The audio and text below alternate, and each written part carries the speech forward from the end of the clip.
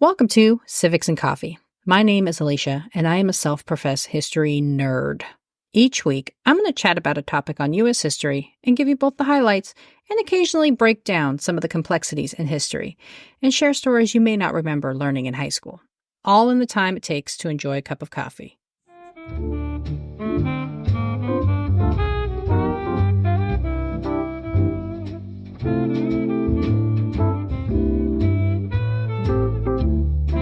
Hey peeps, welcome back.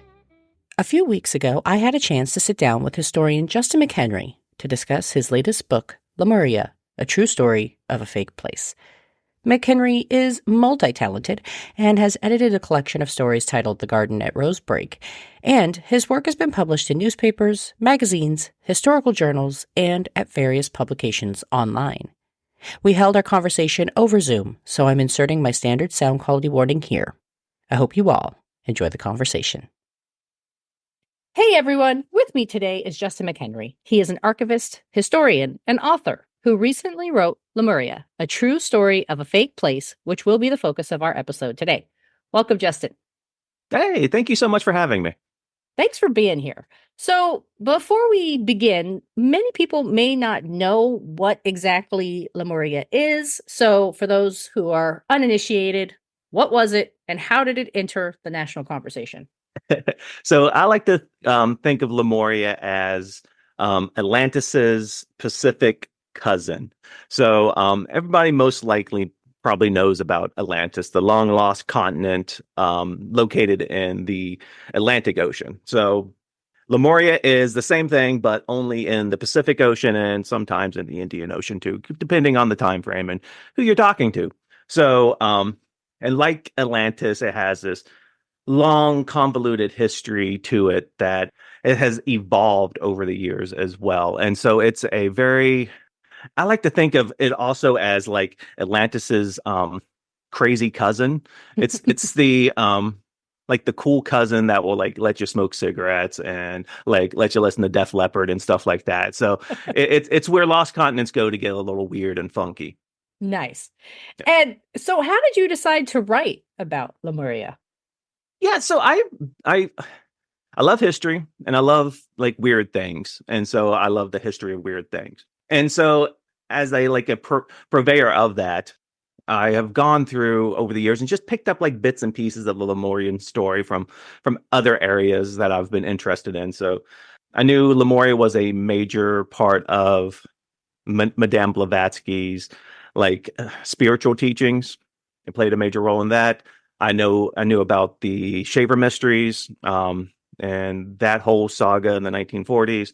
So yeah, I picked up bits and pieces, but I also knew that it started off in science as well. Like it started off as a theoretical idea, and so I just wanted to see like connect the dots and see how that happened. And so when I started digging into it, I saw there was a whole other world, a whole other lost continent of stuff out there to really dig into and write about. And you start your book by saying that Lemuria provides a glimpse of how alternative narratives get formed. So, how has Lemuria prompted such stories? Well, yeah, that's a wonderful question because, like I said just a minute ago, it started off as a scientific idea about lemurs getting onto Madagascar, and then it kind of just snowballed from there. And different people were using this theory about this land bridge that was called Lemuria for all of their own other side ideas and side projects. And that includes even science too, where it gets involved in the evolution of man. It gets involved in the, continental drift theory and the ideas of, the continent's formation and all of that. But then, it takes a weird right turn into the esoteric and occult when you have someone like Madame Blavatsky getting her talents into it and turning it into, this bizarre land. And ever since then, it has really become a blank slate for anybody to just like imprint their own ideas onto and their own thoughts, mostly like what they're interested in. It's just a place for them to like put wherever they're interested in there too. So it has evolved over the years and has become this just idea for people and places to exist in this like netherworld. Yeah, I think something that you cover in the book is how it's this malleable place that becomes whatever the purveyor of the information wants it to be, right? Yeah, And yeah. I thought that was a very interesting connection throughout the entire book. And then you kind of touched on it a little bit in the introduction, but how is Lemuria tied to Atlantis? And where does former Congressman Ignatius Donnelly fit into the connection? Yeah, so really it was Blavatsky that kind of tied the two together in her ideas of these seven root races. And so her third root race, and her root races all deal with the spiritual evolution of humanity. So if you're thinking about Darwin doing the physical evolution of humanity, Blavatsky was interested in like the spiritual evolution. And it was all happening at the same time too. And so her Lemuria for her was in the third root race, and where there were things where that's where humanity kind of grew from a just a purely spiritual form, like a nebulous form, into a physical form in on Lemuria. And our bodies started off as giant, like cyclops like creatures. And then it kind of, over the third root race, kind of got down to more human shaped sizes. And then when the third root race disappeared and gave way to the fourth root race, that was in Atlantis. So that's how Lemuria and Atlantis have been tied together almost ever since, was because of Blavatsky. And she was getting a lot of her ideas on Atlantis from Ignatius Donnelly, who just published his book, Atlantis, the Antediluvian World, a couple years before Blavatsky's The Secret Doctrine came out. And so, yeah, Donnelly is an interesting character in himself.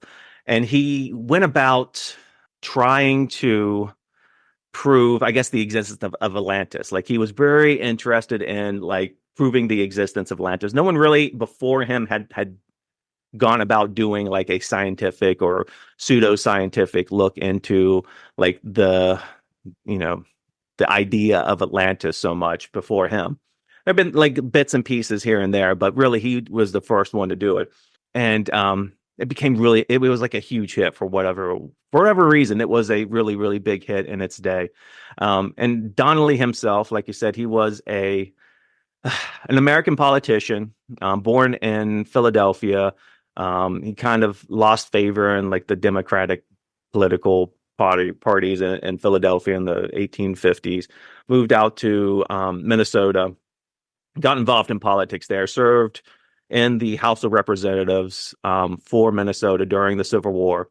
He was elected out of office, and then he kind of just like bummed around different. Like he got really big into the progressive politics of the late like the Gilded Age era, the late 19th century in America. And he was also really into like strange ideas as well, like Atlantis. And he was also his follow-up book. So Atlantis was this huge hit, right? And his follow-up book was a look into how all the gravel in the world got formed. So Hmm. man was a interesting character, and he also got into the Shakespeare authorship debate as well. And then he wrote like an early alternate universe, like sci-fi novel in late in life too. So he was a true American character. And not to put you on the spot if you haven't read it, but you mentioned he wrote a book about the history of how the world's gravel came to be. Yeah. So knowing that he wrote and was kind of really interested in Lemuria, what was his hypothesis? Do you know? Oh, I do not know. I did not read. Okay. It's actually called Ragnarok. Ragnarok, the age of something's license, ice and stone. But it was basically like, yeah, I don't remember because I didn't dive too deep into that work. But it's just a funny concept to think that, like, you know what? Yeah. Let's look into gravel, man. Like, who doesn't want to get into gravel? Well, I'd be interested. I guess I'll have to look for it because now I want to know what does he think. Yeah, right. I hope you don't have too many gravel salesmen as listeners too. So not to. And so you talk about how the story of Lemuria is really a story about people. Yeah. So, who were some of the most influential individuals in developing the myths of Lemuria? Yeah. So I say one of the big ones, especially on the scientific side, was a German Darwinist by the name of Ernst Haeckel. And he wrote a book in the 1870s called The History of Creation. So Darwin wrote his book on the origin of species, which lays out his ideas of natural selection and everything we basically know about evolution. But he did not specifically get into human evolution in that book. That will come later in his book, The Descent of Man. But in that time period, Haeckel would write his book, The History of Creation, which delves nothing but into human evolution. And for Haeckel, he needed a place for human evolution to take place. He needed this like paradise for the right kind of conditions for evolution to take place. And for him, that was Lemuria. And he put his Lemuria right smack dab in the middle of the Indian Ocean.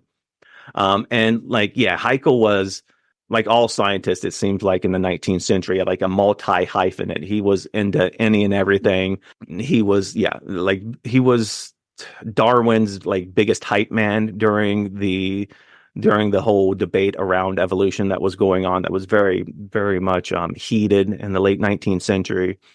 And his book would actually serve as one of the most popular works for spreading the ideas about Darwinism and evolution to the people, because it would go through, a couple of dozen editions in multiple languages, and it would also update too. So as new ideas were coming around about evolution, new research is coming out, he's adding and updating his book as it's coming out. So it's a way for people to learn more about evolution too. And some other interesting characters, especially once you start getting into the esoteric world of Lemuria. You have the Blavatsky, then you have the people so she started the Theosophical Society, which is still around today. It's a very kind of influential alternative spirituality organization. And then after her, she passed away. There was like a second wave of Theosophists, people like Annie Besant and Charles Leadbeater. And Annie Besant is this crazy, wild, kind of just like all over the place, influential, just interesting person. Like grew up in England, in the church. She was very much into like women's rights in England in the late 19th century, which got her, thrown in jail for like promoting, women's reproductive rights basically at the time. Then she fell in with Blavatsky. She actually reviewed the Blavatsky's The Secret Doctrine and then and got indoctrinated herself by Blavatsky. And that's how she became in that world. And when she went over to India as part of the Theosophical Society, she got deeply involved in like the Indian Home Rule movement and really a champion for that. And she was like, colleagues with Gandhi and all the rest of the like Indian nationalists over there. And so she's this person, but she also with Charles Leadbeater, who was a serial child molester, they would do these past life regressions where they would project themselves past like almost astral life projections, where they would astrally project themselves back in time to see different people, and they would write books about it. And one of the books they wrote was about them going back to Lemuria and just like reporting on what they saw. And so you have these like, interesting people, and they were going to Lemuria for some reason. They would always find themselves in Lemuria.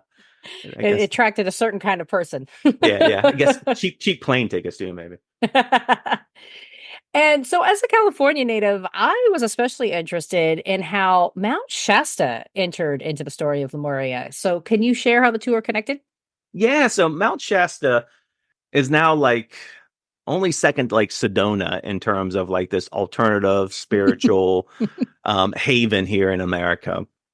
And it gets tied into the Lemurian story Um, through a book called Lemuria. Oh, I don't, the Lost Land of the Pacific, by a man by the name of Harvey Spencer Lewis. He was writing under the pseudonym Wishar Survey. Wishar Survey. And he found an organization called the Ancient and Mystical Order of the Rosicrucians. It was a Rosicrucian organization society. I think probably one of the first official Rosicrucian societies here in America. And so, and it kind of bounced around the country until it settled there in San Jose, California. And so I think because he settled in California, he wanted to make California really important. So he wrote this book on Lemuria and how Lemurian civilization survived somehow on in California and specifically on Mount Shasta and with inside Mount Shasta too. And so he went into great detail about how Lemurians got onto Mount Shasta and also inside of Mount Shasta. He was relaying like just basically a bunch of weird encounters people were having. Never gave any citations for where these stories were coming from. He was like, well, I just heard a guy who said like he was driving around Mount Shasta in his car and his car stalled out. I guess the most outlandish one was he accredited to a Pasadena based astronomer. So, okay, you're in California. You know where Pasadena is, all the way down by Los Angeles. I mean, you know where Mount Shasta is, all the way up, like almost on the border with Oregon, right there. So it's hundreds and hundreds of miles in between. But this Pasadena astronomer apparently was looking through his telescope and was seeing these weird things happening on the slopes of Mount Shasta. Maybe on a flat Earth, you can see from one mountain to the other, but not on this one. But he was seeing like there was he was seeing these really weird buildings, these like gold domes on Mount Shasta. He said people were seeing like shadows and great dances and music going on there, like basically big parties going on Mount Shasta and stuff like that. And so he all equated that to Lemurians being there. And that kicked off. And so his book came out in the early 30s, and that kind of kicked off this like golden age of Lemurians on Mount Shasta. So throughout the rest of the 1930s, you would have people going to Mount Shasta and having these experiences, these really kind of big, powerful, mystical experiences, or just having these weird experiences of going there. And one guy said a buddy of his went there. He was hunting around the Mount Shasta. He got lost. He was like chasing a wounded deer or something like that. He ran into this Lemurian. He was like, "Hey, I'm a Lemurian. Come with me inside Mount Shasta." And he was like, "Okay, whatever." So he leads him inside the mountain, and he finds this like golden room full of golden stuff. And he lays down on a golden pillow. So it's basically like Donald Trump's dream house. And then he like wakes up back up outside, and he's trying to get people to like believe him and stuff like that. So you have all of this stuff happening. You have a bunch of people flocking to Mount Shasta. It got so bad where the Forest Service, which I think was in charge of Mount Shasta at the time, had to issue a press release saying people stop coming here because there are no Lemurians here. We've taken pictures of all of the mountain, every possible way, all around it. We've flown over Mount Shasta. We have never seen one Lemurian whatsoever. And it got so bad that so many people were not having experiences that the Harvey Spencer Lewis and the Rosicrucians had to issue their own statement saying that because you're all knuckleheads, we're going there. You're cramping the Lemurian style. You're getting in their business, and so they had to hightail it down to Mexico, and so there are actually no more Lemurians there. Very convenient resolution to the problem. Yeah, right. Everybody just packed up and moved to Mexico. But don't tell people that who are currently at Mount Shasta, because they will not take too kindly to you saying there's no more Lemurians or no more cities within Mount Shasta as well.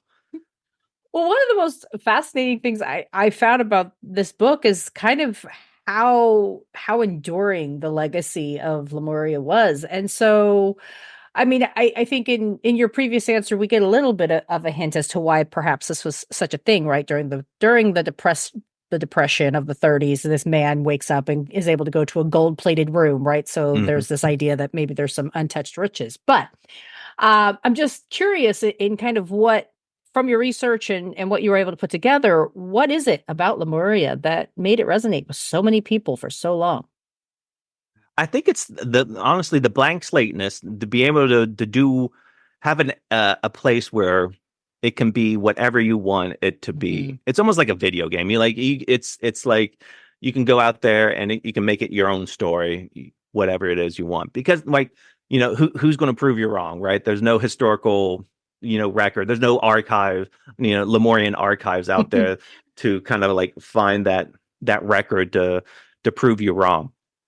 And also, I think and that builds a powerful, just a powerful place to, especially if you're, having these mystical and spiritual land out there. We're having these experiences. It builds this like powerful, idea of belief out there for anyone. So it's just that I think that's a big part of it is just the power of belief and what it can, lead to for people.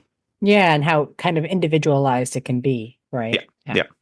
It's everybody's Lemuria. It's not just it's every single person's Lemuria is probably different than a one big place. Yeah. And so Lemuria is this kind of crazy, odd piece of history, as you kind of mentioned in the introduction. And so, just curious, what does the research look like in putting something like this together? Yeah, so it's a lot of reading people's books basically about their experiences on Lemuria and things like that. Going into, if you can, finding their, correspondence or any other kind of writings they have. So yeah, you're reading a lot of really dense esoteric beliefs too, which are surprisingly dull and drab. So a big part of the Mount Shasta story is a book by a guy named Frederick Spencer Oliver. He wrote a book called A Dweller on Two Planets. And so the thumbnail sketch of it, the book sounds amazing. It's this Atlantean nobleman who gets into a thruple-like situation with these two other Atlantean women. They get in a cat fight, or they fight over him. Basically, one turns the other into a statue. Then he broods around on his spaceship slash submarine until he passes away. He gets reincarnated as a guy named Walter in 1860s or right before the Civil War in America. He fights in the Civil War. He moves out to California. Then he has this. He meets this mystical Chinese man on the slopes of Mount Shasta, and he takes him into Mount Shasta, where he gets astrally projected to Venus, and he just has this magical mystical tour. So that all sounds amazing, but the book is horrible because it's like just page after page of these like kind of weird esoteric Christian teachings. Basically, it's Mm. just an idea to put forward these not standard Christian ideas and stuff. But so you have a lot of works like that you're reading and pulling out the choice material, especially as it pertains to Lemuria or the people involved in the Lemurian story.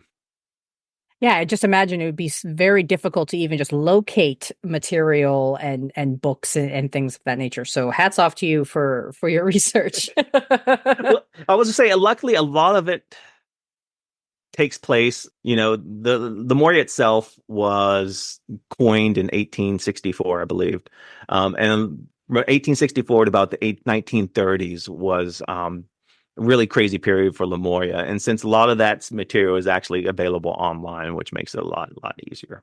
And so this is a crazy but fascinating story. And so I'm curious, what do you hope readers take away from the book?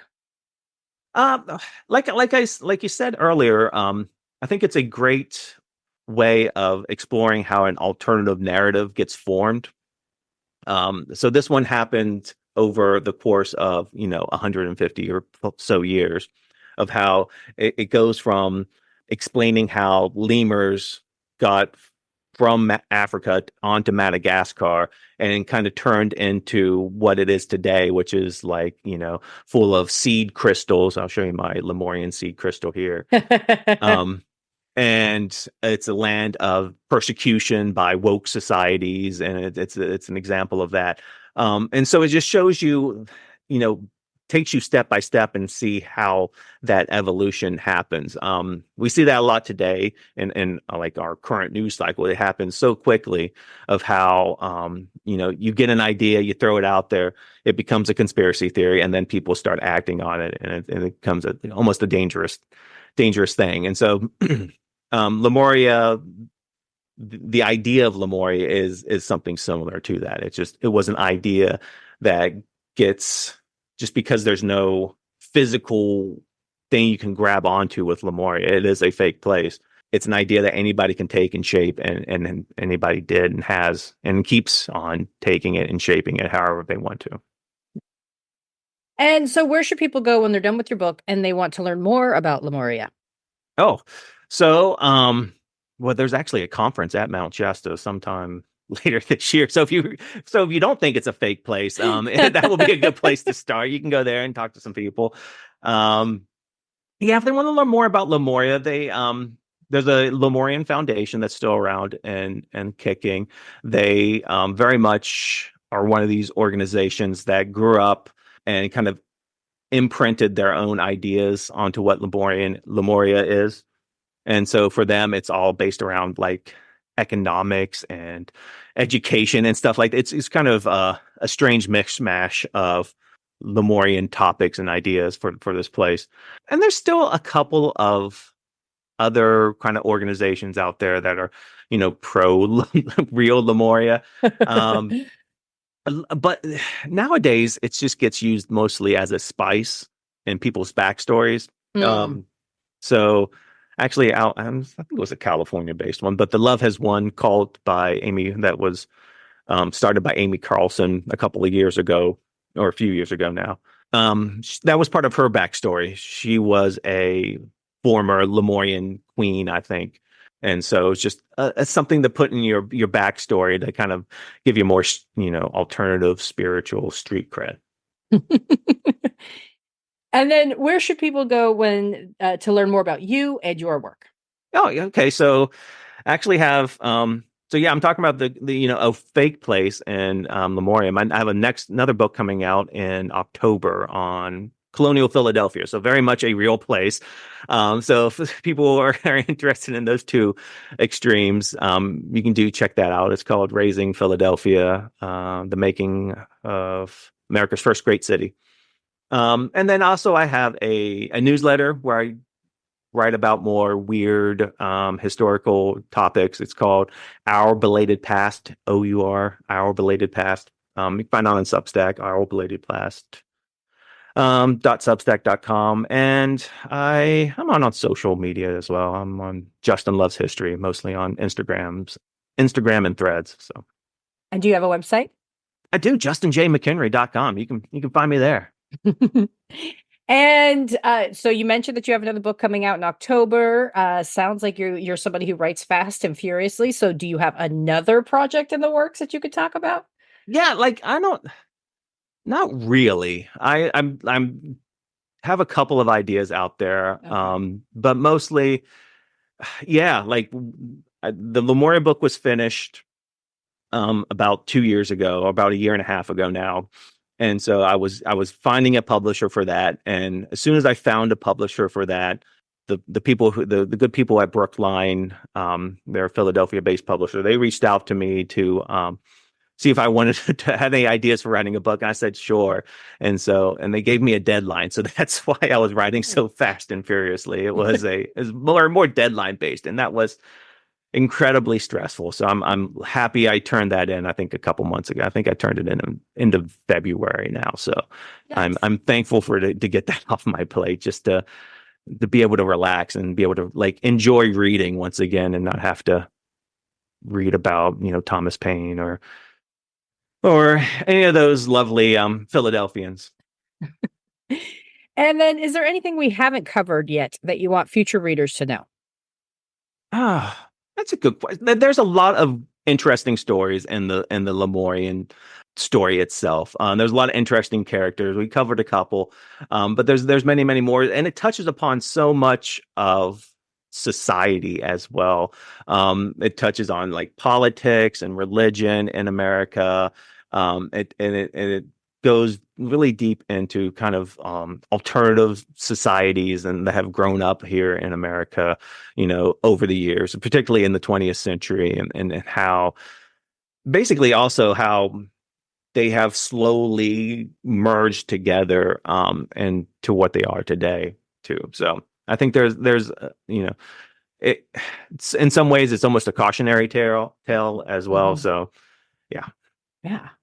Well, to all my listeners out there, be sure to pick yourself up a copy of Lemuria. It's a fast read and introduces readers to some incredibly interesting characters, as we've talked about in this episode.